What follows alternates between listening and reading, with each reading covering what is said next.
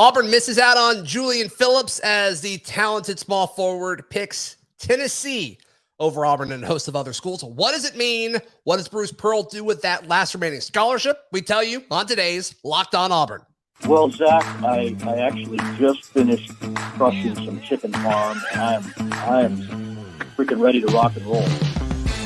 You are Locked On Auburn, your daily podcast on the Auburn Tigers. Part of the Locked On Podcast Network, your team every day.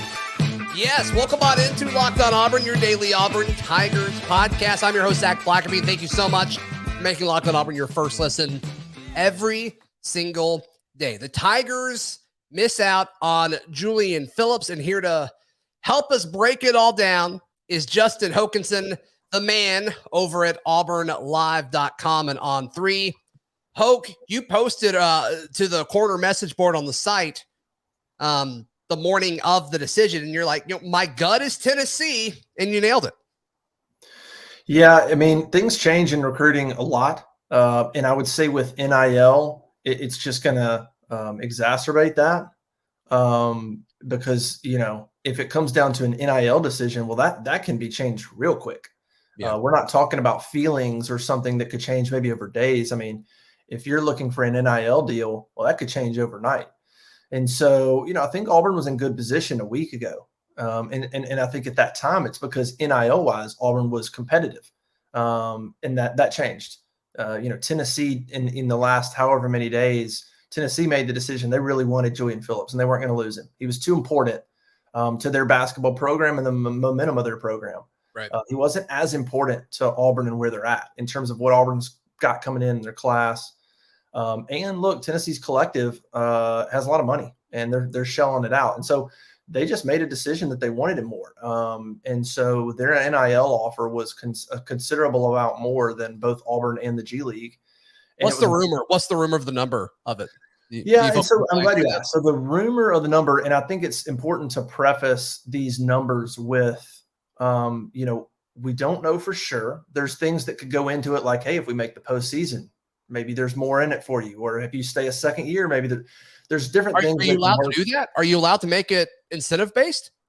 I'm fairly certain you could do things like that. Like, hey, if you make postseason, there's more opportunities that could open up, kind of thing. Or okay, if not, it could be something that's just said, hey, if we go to the NCAA tournament, we'll make sure there's more opportunities for you if that happens. You sign more autographs or something like that. Yeah. And so, so you got that going on. And the other important thing is, and I'll say the numbers.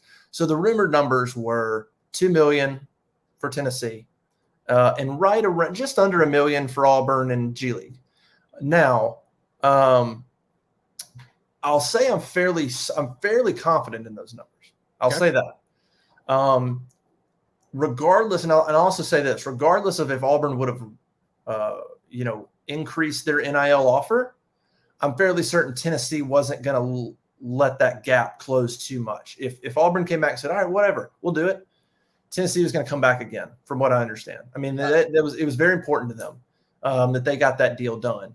So, and the other thing I was going to say about NIL numbers is, and look, I'm giving you rumors, like, so you could take this into account, me too, but I would just, I think everybody's got to kind of be a little bit careful about NIL numbers. No question. And this is why. And a lot of times I think it's going to be, I'm telling you those numbers based on the school that didn't get him. I think a collective doesn't want that number getting out. Not really. One, they don't need a cash grab from another player coming, hey, you gave him $2 million. Yeah, so, I'm better than him. Or I'm 13th. He was 15th and I'm 13th. Right. You don't want that. You don't want that to happen. You don't want, obviously, other schools to have too much of an idea of where you are going to land with these kids. Now, Auburn knew Tennessee's number. Tennessee knew Auburn's number.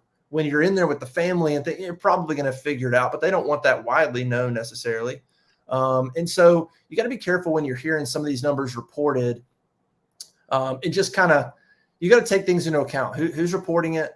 Right. Because there's a lot of incentive if you're a collective, if you're Tennessee's collective, there's a lot of reason for them to tell, let's say, their media people that they communicate with, to tell them a number far less than that. Hey, we got him for $500,000. Yeah. Leak that number. They're okay with leaking the wrong number. And so then it comes out, oh, they just paid $500,000. Then you have kids coming up wanting $2 million, and it keeps things, under control. So it's just an interesting aspect as we get into NIL. Just understand even that with these numbers. And if you hear a number like reported, take a lot of things into account. But if it's just, hey, this report says that this was the offer, probably a chance it's more than that. Anyway, I just think we're trying to navigate it. It's just important to know. But Tennessee just made it clear that they very much wanted Phillips and made him a priority, and that's the market. The market, like I told somebody, the market is efficient. It's not always rational.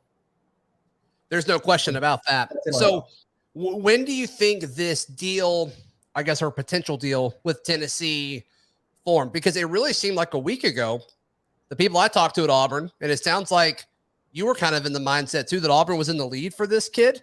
Am I misspeaking on that, or did this kind of develop a little bit over the last week or so? Yeah, I don't know if Auburn. I think Auburn felt really good about their position. Sure. I know, and it wasn't just Jamie Shaw, the On3 basketball analyst. I mean, there were people out there that said they thought Auburn was in the lead, that are completely independent in terms of Auburn or Tennessee. I think at that time, the NIL, the packages were less and they were closer together. And I think Tennessee came back and said, we're not losing this kid. I think they made a push and substantially increased their NIL number to a number that Auburn was not going to go to and the G League was not going to go to. They were not losing that kid. And they were going to keep a substantial gap in there to make sure that it wasn't a deal where Julian Phillips, let's say, said, well, they're offering me $200,000 more, but I love it more there. And if I go, that's just such a small amount when I'm going to go in the first round next year. They were going to make sure that gap stayed enough that it was going to be really hard for that family and your whole, with Julian and the family to turn down. I think it's something that developed that last week. I think they were at a certain point, and then I think Tennessee came in really strong and just they put a package together. Their collective did a good job, and Auburn wasn't going to go there. So Tennessee decided it was worth it. The value, he was very valuable to them. They only have one kid in their class committed. Rick Barnes, you lose in the postseason again. There's some angst there. They want to keep the momentum going in that program. Landing Julian Phillips was a great way to do that. So his value was higher for Tennessee than it was for Auburn. And that's what's weird is it's weird to even talk about that. NIL, because NIL is legal. Oh, this whole conversation. We're having this conversation, and it's like you feel like you're talking about like in the old days, but we're really not. It's totally fine. Yeah, I mean, this is a weird conversation that we're having, but it's important. Do you get the impression that Auburn could have gone to $2 million or could have gone higher, but they just chose not to because it needed to be spent elsewhere, or is that all they're really capable of doing? Well. Is it all they're capable of doing? No, but they're not paying, if $2 million is the number, they're not paying $2 million for a basketball player. They're not. I mean, like, do you think there's a player that's being paid $2 million at Auburn? No. Okay. I mean, well, now I don't know all the details of like Jabari, I don't know what Under Armour now is in with him. I don't know what went into maybe, hey, down the road, like, let's get you hooked. I don't know how that all worked, but no, that's just a number that I don't, as of right now, that's a big number. They're not comfortable with that number at all. I mean, there's just not. And if you think about how good do you have to be to play 1 year and actually the ROI on $2 million would make sense. I mean, even think about Jabari, everything he accomplished this year, Auburn wins the regular season. Right. Like, I guess you could make a case that somebody like what Jabari did comes in, regular season championship, national freshman of the year, could be the number one pick. That's probably, I don't know all the numbers, but I feel like you could make a case for something like a $2 million number, not for a guy that's going to come in. You probably make the tournament. He's going to be drafted 15th. I mean, that's like what Shuma got drafted. I mean, so that's a wild number. I mean, it would be interesting to see, like, because I think he kind of reminds me of Chuma a little bit, and so it's like when he leaves Tennessee, it'll probably be after this season, but maybe even after next. It'd be interesting to see who had the better collegiate career, him or Chuma Okeke. And it's like, I wouldn't be shocked if it was Chuma. I know Chuma had 2 years. It kind of took him towards the end of the second year to turn it on, but I I don't know. It's hard to get drafted higher than Chuma did. Like, it's just tough. Not many kids do it. It's 14 a year. And I think it's tough. Yeah, and I think and it'll change, but I think ESPN came out with a couple of days ago, kind of a look ahead, and I think he was about 15th in their kind of really early mock draft. Julian Phillips was to the Cavs, and so if you're Auburn, Phillips was going to be icing on the cake for Auburn. They've got 3 kids coming in. They got a scholarship left. He was a guy that was going to LSU. Tennessee's been on him longer. They thought they had him at one point. Like, Auburn came in late and really almost stole him. Yeah. And so he would have been icing on the cake for what Auburn's bringing in and what Auburn's going to be next year. The real impact of Phillips, well, one, he goes to a team that's going to be competing with you for the SEC championship. So that matters. That helps them. It hurts you in that way.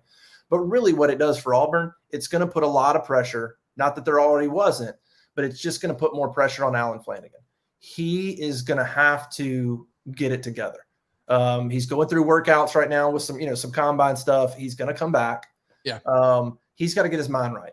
He's got to get his mind right. He's got to get healthy. Right. He's got to quit turning the ball over. Like, he's got to develop into the player that we know he's capable of being. If he can, he's better than Julian Phillips next year. If he gets his mind right, Allen Flanigan's better than Phillips next year for what he'd bring to Auburn next year. I'm not talking about NBA career. I'm talking about next year. Yeah, Allen Flanigan, mind right, true freshman Phillips. Flanigan's a better player, but he's got to get his mind right. And then, of course, Chris Moore behind him. Both those guys, they're going to have to come on, and Auburn's going to have to trust them to step up to the plate. Yeah, you got to assume Jalen Williams will rotate in there as well. Hoke, you mentioned that one scholarship spot remaining. Let's talk about what Bruce Pearl and this Auburn basketball team could do with that in just a moment. Today's show is brought to you by Built Bar. Look, summer is right around the corner. Hey, for some folks, summer may already be here. You're going to be traveling. You're going to be on the go. And Built Bar is the best, tasty, and healthy treat to bring with you wherever you go over the next few months. Every Built Bar is covered 100% in chocolate, and all of them are very high in protein, very low in calories. It's crazy. They're good for you, but they taste like a candy bar. Ton of different flavors. There's something for everyone. Go to built.com. Use promo code LOCK15 to get 15% off your order. Use promo code LOCK15 for 15% off. That is at built.com. Hoke, before we jump into the conversation about that one more scholarship, tell folks what all is going on at auburnlive.com.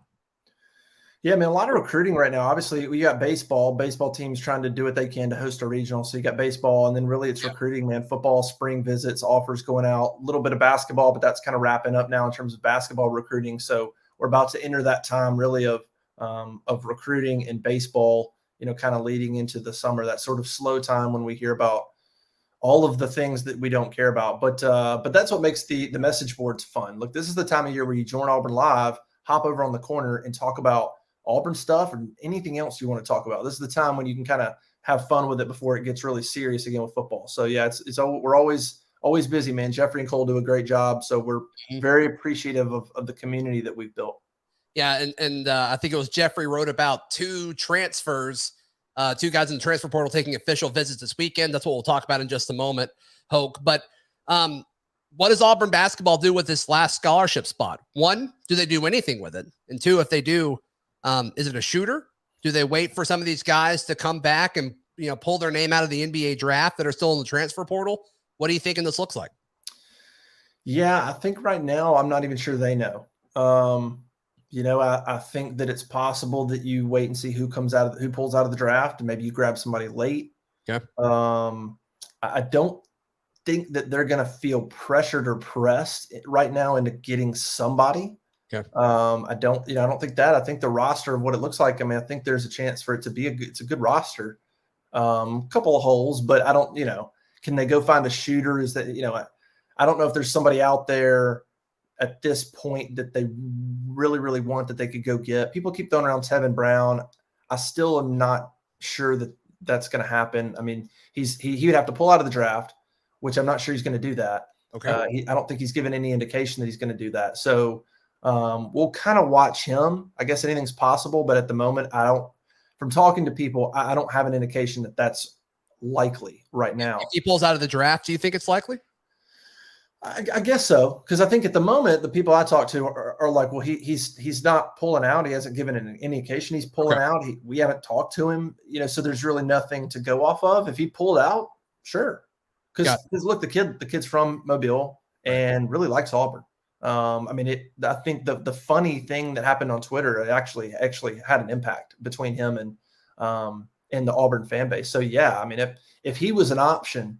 If he came back and looked like he was going to come back, then yeah, I think he becomes an option. And boy, you talk about a perfect fit and hitting the sweet spot of what Auburn needs. But right now, I'm just saying he's got to make a decision before that becomes reality, and that's pull out the draft. And right now, there's no indication necessarily that he will at the moment. So anyway, past that, they're not pressured to do anything. We'll just kind of wait and see what happens. They're not going to add. They were only going to add Julian Phillips because he was pretty talented. They don't want to go get another forward. You got Jalen Williams, you got Yohan Traore. They're not trying to pile another power forward type guy in there.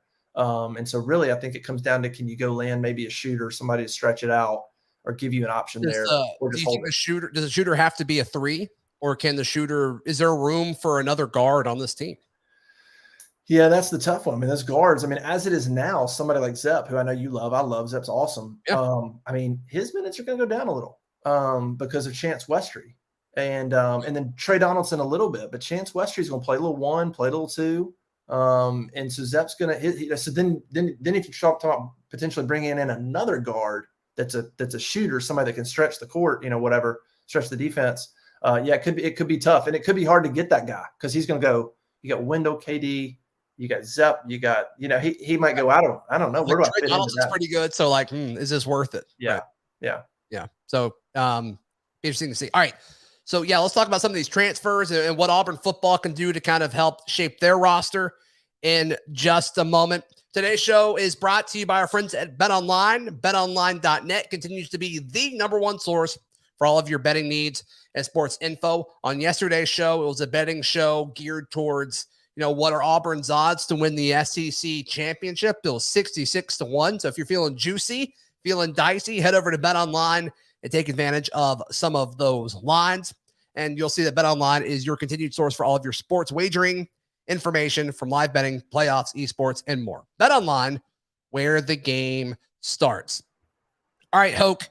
Your guys over at auburnlive.com talked about a few transfer portal guys taking official visits this weekend. It was a safety and a defensive lineman. Isn't that right? Yeah, Craig McDonald, a safety from Iowa State, and Morris Joseph, defensive lineman from Memphis, will both be on campus. The safety, McDonald's got 3 years of eligibility. Joseph, the tackle, has got 1. Again, at this point in the portal, I think we all kind of know what the situation is. We're post-spring. These are kids that, Auburn has some needs in terms of depth. And that's kind of what safety, defensive line, receiver probably more. They need playmakers. And I think they're hoping, that when you get Worsham, I think that's a hope that, okay, he's got some athletic ability. Maybe he can develop into somebody we need. Defensive line and safety. Isn't Zalen Worsham kind of like the ideal of like what you're looking for at this point? Like it's they're lottery tickets, right? It's a guy with 4 years left of eligibility, and it's like, all right, like there's a chance you could talk yourself into this guy being great for the Tigers in a year or two. Like that's kind of what you're looking at this point. And I think Worsham is perfect for that. Yeah, I think that's a good way to look at it. And that's important to just have. So I think having the right perspective, like about where you are in this process in the transfer portal. We're not immediately after the season. This isn't where we are. Yeah, somebody like Worsham, you're like, okay, he's Under Armour All-American. Okay, he's got a little ability. He's got a little speed. There was I don't know what happened at Miami. I think he's a wild card, but he's got the athletic ability to play in the SEC. We need to find playmakers. Yeah, at this point, let's take a chance on him and see if he develops. And I think that's just where we are. So when you look at McDonald, the safety, or Joseph, the lineman, now those two positions, I think Auburn's, it's more about depth. I think they've got decent players there, like potential playmakers. I think they just need an extra player at that safety position, extra player at that defensive lineman, just to add depth. They don't necessarily need they're not looking for a star at the line. I think they've got some guys that can get the job done. They just need maybe another guy for depth. Same thing at safety. So we'll kind of see if those guys sort of fit the mold. It's just, man, I don't know what you expect from a guy that come in post-spring and what kind of impact he's going to have in the SEC for this team next year. Right. It's tough. At this point, you're really just trying to add a little bit of depth and shore up some positions, worst case scenario, you know? Yeah, I mean, and there's a few positions, Hoke, where like I think there's real concern after this season. And like I know a lot of Auburn fans aren't excited about the offensive line this year, but it's like, well, right now it's like I don't know who the offensive line is next year, you know, after maybe all of these guys leave. Zaire is probably the one that's most likely to stay, assuming he even is the starting left tackle. And it's like all the other ones are either super seniors, or Keandre Jones, who may be a draft pick. So it's like, you're probably not getting those guys back.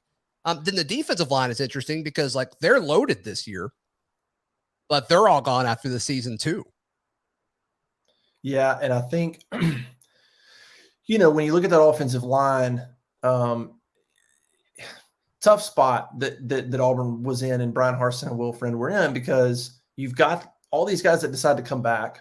You know, you got some guys that decide to come back for their 5th or 6th years. And so on one hand, that's good, but then that pretty much eliminates you any ability to go land an impact transfer. Right. So, I don't know. We say that, but like, yeah, they fought tooth and nail to get a tackle, and like both the tackle spots were open going into spring, right? Well, I mean, yes and no. These transfers, I don't know. I think these transfers right now, they're looking for sure things. They're saying, hey, you got a spot wide open.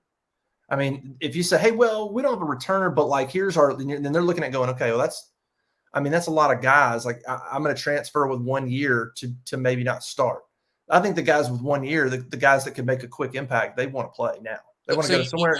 You think the handful of starts for Zaire and Troxel is enough to be like, there's an easier pass somewhere else? I would lean that way. I mean, every kid's different. Every kid's going to think differently. But I think Zaire and Troxel are two guys that probably played enough football that make a kid go, okay, if I can go 1 year. I just think those guys are looking for a sure thing, as close to a sure thing as they can. Like, hey, our starter last year is gone. We got a freshman in there, and that's it, or whatever it is. You're the guy. Right. And so it definitely impacts things. And so then it puts you in a tough situation next year because you weren't really able to shore up anything because you couldn't track them or you couldn't land them. And then now we'll see next year. You can't use that excuse next year, right? Like, so when you lose all these offensive linemen, now you should be able to go maybe make hay in the transfer portal. It's just, Harsin, them got to get through this year. You got to get through this year and then try to land the transfers and rebuild an offensive line for next year.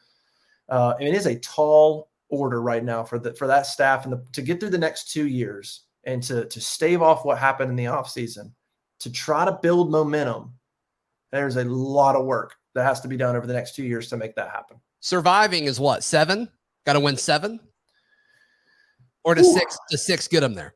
I don't know. I mean, and if you don't want to talk about this right now, we don't have to. No, it's fine. I think it's the question.